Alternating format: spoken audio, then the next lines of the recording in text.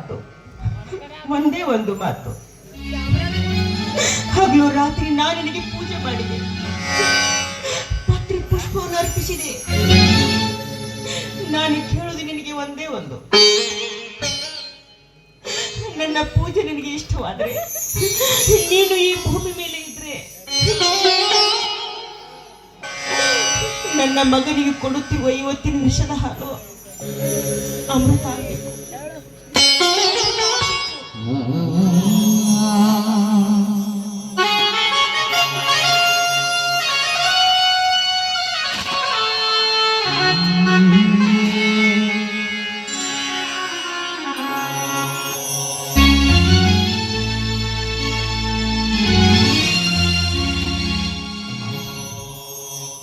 ಏನಮ್ಮ ನೀನು? ಮಗ ಮನೆಗೆ ಬರುವುದಕ್ಕಿಂತ ಮುಂಚಿತವಾಗಿ ಕೈಯಲ್ಲಿ ಹಾಲಿನ ಗ್ಲಾಸ್ ಅನ್ನು ಹಿಡಿದುಕೊಂಡು ನಿಂತಿಯಲ್ಲ ಅಮ್ಮ. ನಿನ್ನಂತ ತಾಯಿಯನ್ನು ಪಡೆಯಲು ನಾನು 7 ಜನ್ಮದ ಪುಣ್ಯ ಮಾಡಿರ್ಬೇಕಮ್ಮ, ಪುಣ್ಯ. ಹೌದಪ್ಪ, ಹೌದು.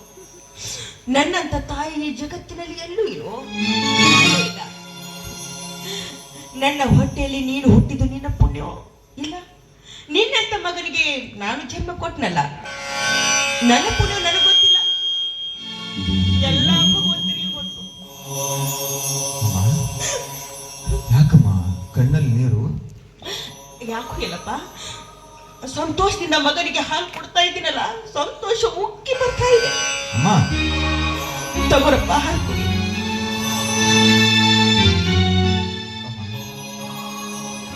ಇವತ್ತು ನನ್ನ ಹುಟ್ಟುಹಬ್ಬ.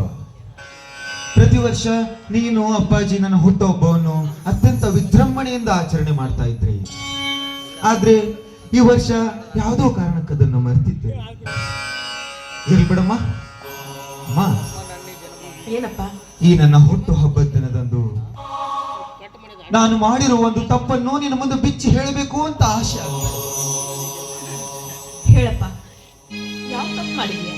ಅಮ್ಮ, ಈ ಸಮಾಜದಲ್ಲಿ ಮಕ್ಕಳು ಮಾಡಿರುವ ತಪ್ಪನ್ನು ಯಾರು ಕ್ಷಮಿಸದೇ ಇದ್ರೂ ಕೂಡ ಹೆತ್ತ ತಾಯಿಯ ಕರುಳು ಕ್ಷಮಿಸುತ್ತೆ ಎಂಬ ಮನೋಭಾವ. ನಾನು ಮಾಡಿರುವ ತಪ್ಪನ್ನು ನನ್ನ ಮುಂದೆ ಹೇಳ್ತಾ ಇದ್ದೀನಿ.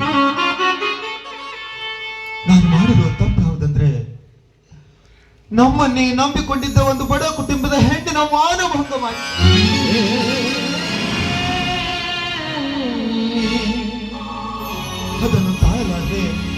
ಅದನ್ನು ತಾಳಲಾರದೆ ಆ ಹೆಣ್ಣು ಆತ್ಮಹತ್ಯೆ ಮಾಡಿ ಸತ್ತು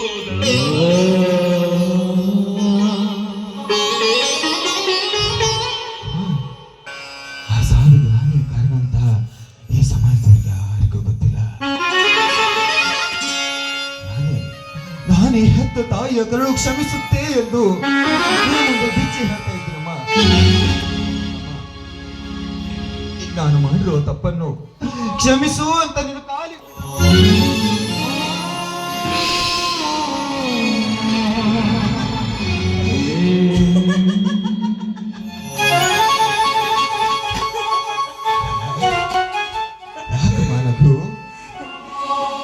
ಬೆಕ್ಕು ಕಣ್ಣು ಮುಚ್ಚಿಕೊಂಡು ಹಾಲು ಕುಡಿದ್ರೆ ಈ ಜಗತ್ತಿಗೆ ಗೊತ್ತಾಗುವುದು ತಿಳ್ಕೊಂಡಿರ್ತಾರೆ. ಅಂದ್ರೆ ವಿಷಯ ನೀನು ಮೊದಲೇ ಗೊತ್ತಿಲ್ಲ? ಇಲ್ಲಪ್ಪ, ನನಗೆ ಗೊತ್ತಿಲ್ಲ. ಈಗ ನೀನು ಹೇಳಿದೆಯಲ್ಲ, ಆವಾಗಲೇ ಗೊತ್ತಾಗಿದ್ದು ನನಗೆ. ಹೌದಮ್ಮ, ನಾನ್ ತಾನೇ ಹೇಳಿದೆಮ್ಮ. ಅಮ್ಮ, ಇನ್ನು ಮುಂದೆ ಈ ಸಮಾಜದಲ್ಲಿ ನನಗೆ ಹೆಂಡತಿಯಾಗಿ ಬರುವಳನ್ನು ಬಿಟ್ಟು ಉಳಿದೆಲ್ಲ ಹೆಣ್ಣು ಮಕ್ಕಳು ನನ್ನ ತಾಯಿ, ತಂಗಿ, ಅಕ್ಕ ಅಂತ ಭಾವ. ಈಗಲಾದ್ರೂ ಮಗು ಮಾತೇಶ, ಮಗು ನಿನ್ನ ನಾನು ಕ್ಷಮಿಸುತ್ತೀನಿ ಅಂತ ಒಂದೇ ಒಂದು ಮಾತಮ್ಮ, ಒಂದೇ ಒಂದು ಮಾತು. ಕ್ಷಮಿಸ್ತೀನಿ ಅಂತ ಹೇಳಿದ್ರೆ ಮಾತ್ರ ಈ ಹಾಲನ್ನ ಕುಡಿತೀನಮ್ಮ. ನೋಡಪ್ಪ, ದೊಡ್ಡವರ ಮಾತು ಸಣ್ಣವರ ಕೇಳಬೇಕು. ನಾನು ದೊಡ್ಡವಳು ತಾನೆ, ಮೊದಲು ಹಾಲು ಕುಡಿ, ಆಮೇಲೆ ನಾನಿಗೆ ಕ್ಷಮಿಸ್ತೀನಿ, ನಿನಗೆ ಆಶೀರ್ವಾದ ಮಾಡ್ತೀನಿ. ಆಯ್ತಮ್ಮ, ಮೊದಲು ಹೆತ್ತವಳ ಆಜ್ಞೆ ಈಡೇರಲಿ. ಧರ್ಮ ಹಾಲು.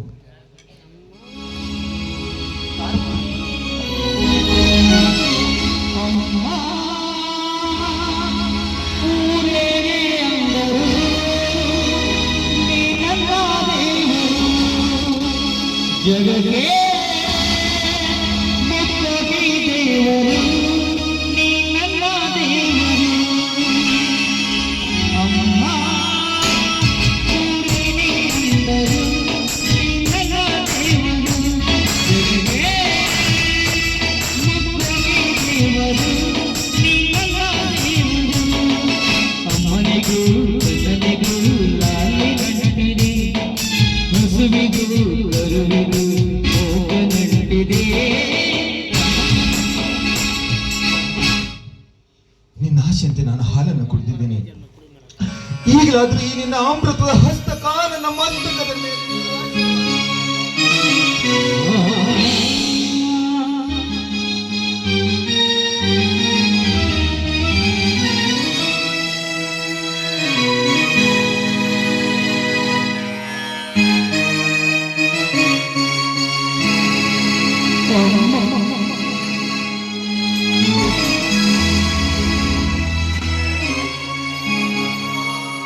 ಏನಂತ ಆಶೀರ್ವಾದ ಮಾಡು? ನಾನು ನಿನಗೆ ಏನಂತ ಆಶೀರ್ವಾದ ಮಾಡಲಿ? ಏನಂತ ಆಶೀರ್ವಾದ ಮಾಡು? ನೀನು ಕುಡಿದಿದ್ದು ಹಾಲಲು ನಾನು ನಿನ್ನ ತಾಯಲು ನಿನ್ನ ಪಾಲಿನ ಯಮ.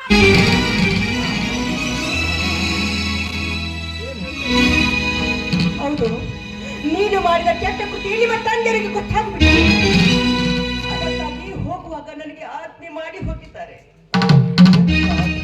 ಅಪ್ಪಾಜಿ ನೀನು ಬದುಕಬಾರದು ಅಂತ. ಹೌದು, ನೀನು ಕುಡಿದಿದ್ದು ಹಾಲಲು ವಿಷ ಕಣೋ, ವಿಷ.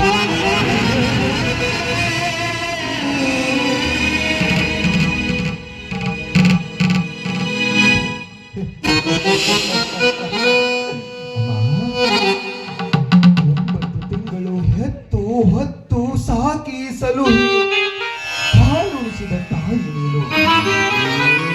ನೀನು ನಾ ಕುಡಿಯುವ ಹಾಲಿಗೆ ವಿಷ ಹಾಕ್ತೀಯ. ಅದು ಅದು ನಾನು ನಂಬಿದ್ದೇನೆ ಅಮ್ಮ. ಈ ಮಾತು ನೀನು ಸುಳ್ಳು ಹೇಳ್ತಾ ಇದ್ದೆ. ಸತ್ಯವಾಗ್ಲೂ ಹೇಳಮ್ಮ, ಸತ್ಯವಾಗ್ಲೂ ಹೇಳು. ಸತ್ಯವಾಗಿ ಹೇಳ್ತಾ ಇದ್ದೀನೋ? ಸತ್ಯವಾಗಿ ಹೇಳ್ತಾ ಇದ್ದೀನಿ. ಇವತ್ತು ನಿನ್ನ ಪಾಲಿಗೆ ಈ ಹೆತ್ತೋಳ ಹಾಲು ವಿಷವಾಯಿತು. ನಿನ್ನ ಪಾಲಿಗೆ ಹೆತ್ತೋಳ ಹಾಲು ವಿಷವಾಯಿತು.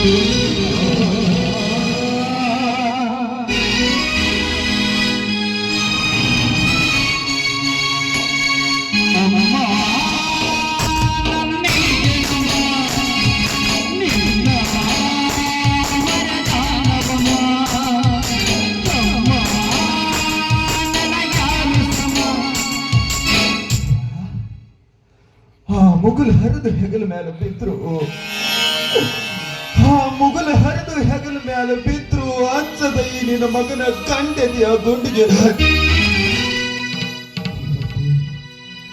ಇವತ್ತು ನೀನು ಮಾಡಿದ ಕರ್ತೃತ್ವ ಕ್ಯಾಕೋ ನಡುಗಾಗತ್ತೆ.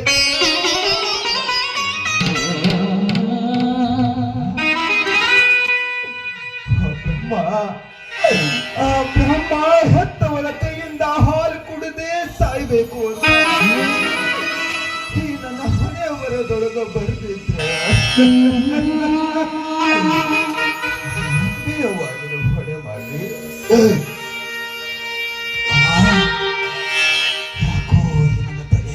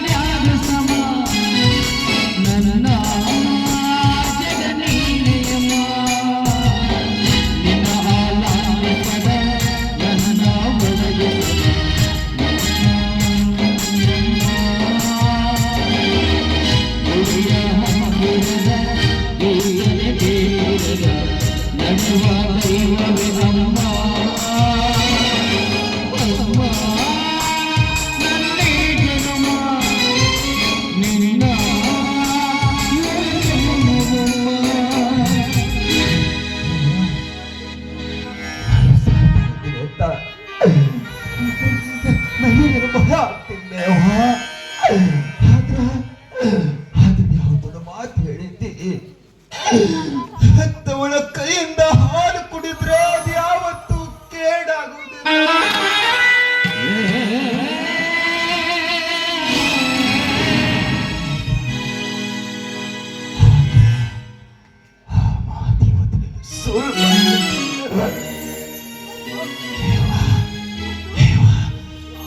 ನೋಡ್ಬೇಕವಾ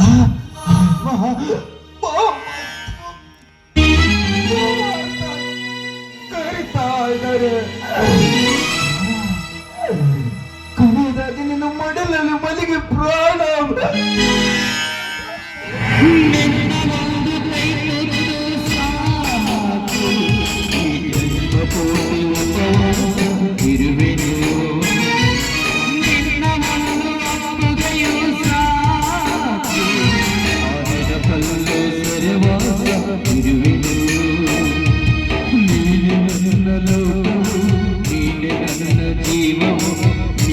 ನನಗೆ ಎಲ್ಲವೂ ಅಮ್ಮ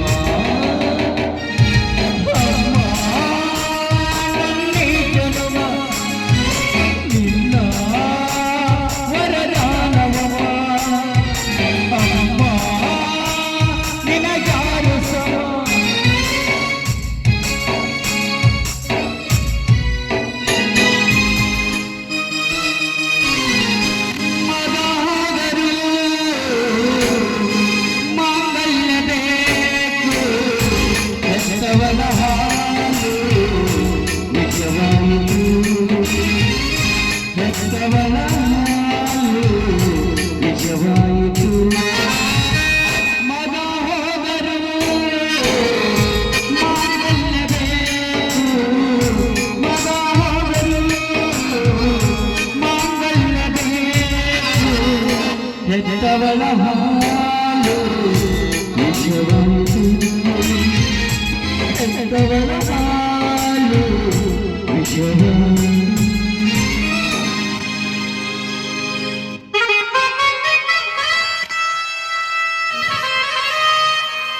ಮಾದೇವಿ ಮಾದೇವಿ ಇವತ್ತು ನಮ್ಮ ಮಗ ಮರಣ ಹೊಂದಿಲ್ಲ ಮಾದೇವಿ. ನಮ್ಮ ಮಗ ಮರಣ ಹೊಂದಿಲ್ಲ. ನಮ್ಮ ಮನೆ ತಂದ ನಂದ ದೀಪ ಆರಿ ಹೋಯ್ತು ಮಾದೇವಿ, ಆರಿ ಹೋಯ್ತು.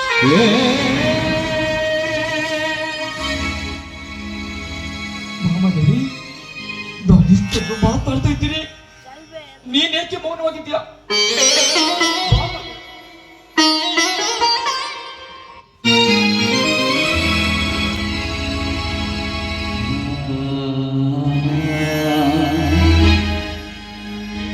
ಬಂದ್ರ ಬರ್ರಿ ಬರ್ರಿ ನೋಡ್ರಿ ನೋಡಿ ನನ್ನ ಮಗ ಹೆಣಾಗಿ ಮಲ್ಕೊಂಡಿದ್ದ.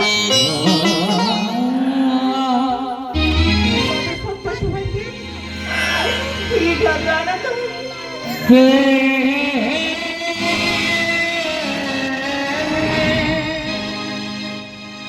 ಮಾದೇವಿ ಮಾದೇವಿ ಹೆಚ್ಚಿಗೆ ಮಾತಾಡಬೇಡ. ಈ ವಿಷಯ ಹೊರ ಜನರಿಗೆ ಗೊತ್ತಾದ್ರೆ ಜನ ಬಂದು ನಮ್ಮ ಮನೆ ಸೇರ್ತಾರೆ. ಅದಕ್ಕೆ ಈ ವಿಷಯ ಯಾರು ಅಂತ ಹೇಳೋದು ಬೇಡ. ತಪ್ಪು ಮಾಡಿದ ನನ್ನ ಮಗನನ್ನ ನಾವಿಬ್ಬರೇ ಮುಗಿಸ್ಬಿಡೋಣ. ನಾವಿಬ್ಬರೇ ಸಮಾಜ ಮಾಡ್ಬಿಡೋಣ. ಇಲ್ಲೇ ನಿನ್ನ ಮಗನ ಹತ್ರ ನಿಲ್ಲು, ನಾನು ಹೋಗಿ ಶವ ಸಂಸ್ಕಾರ ಸಿದ್ಧತೆ ಮಾಡ್ತೀನಿ.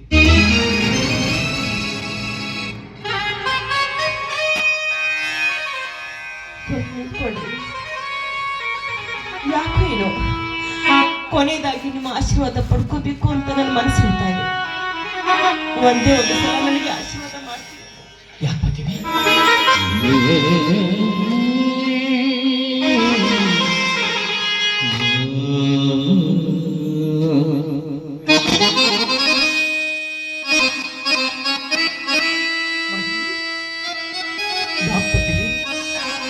ಇವತ್ತು ಮನ ಬಂದಂತೆ ಮಾತಾಡ್ತಾ ಇದ್ದೀರ.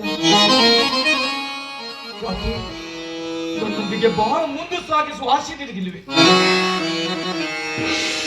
ಇಲ್ಲ, ನಾ ಮಾಡಿರುವ ಈ ಕೃತಿ ನಿನ್ನ ಮನಸ್ಸಿಗೆ ನೋವಾದರೆ ನೀನು ಕಟ್ಟಾದ್ಯ ಮಾಡು ನನಗೆ.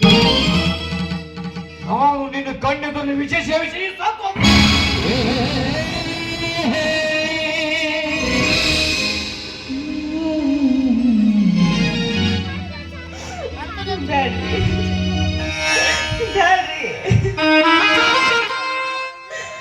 ಇಂತ ಮಾತಾಡ್ಬೇಡ್ರಿ ನೀವು.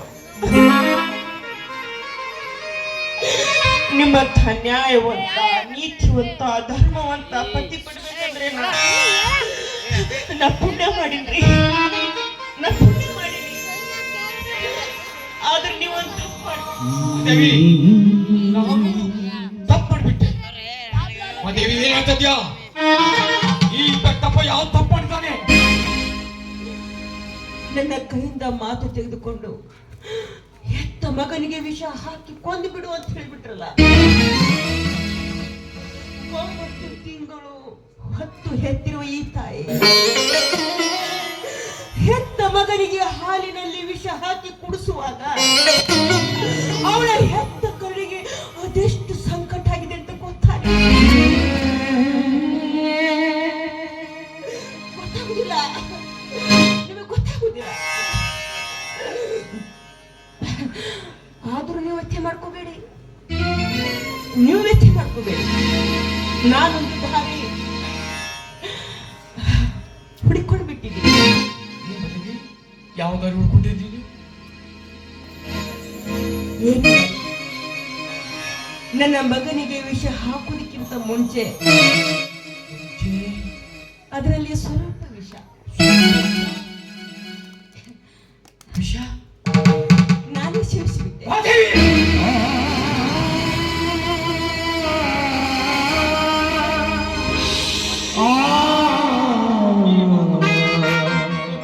ಈ ಮಾತು ಸತ್ಯ ಹೇಳ್ತಿದ್ಯಾ?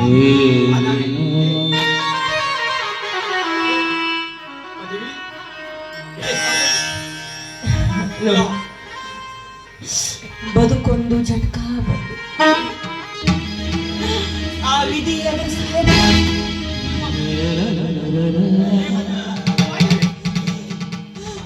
ನಿನಗೇನಾಗುದಿಲ್ಲ, ನಿನಗೇನಾಗ್ಬಿಡುದಿಲ್ಲ. ಆ ವಿಧಿ ಕರೆದಂತ ನಡೆಯೋ ಮಂಕುತಿಮ್ಮ.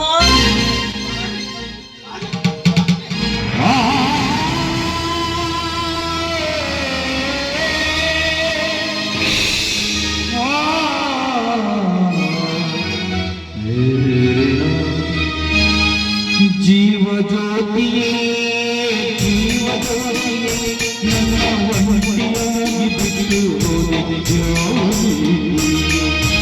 ಜೀವ ಜ್ಯೋತಿಯೇ, ಜೀವ ಜ್ಯೋತಿಯೇ, ನನ್ನ ಒಂಟಿಯಾಗಿ ಬಿಟ್ಟು ಹೋದೆ ಜ್ಯೋತಿ. ಜೀವ ಜ್ಯೋತಿಯೇ, ಜೀವ ಜ್ಯೋತಿಯೇ, ನನ್ನ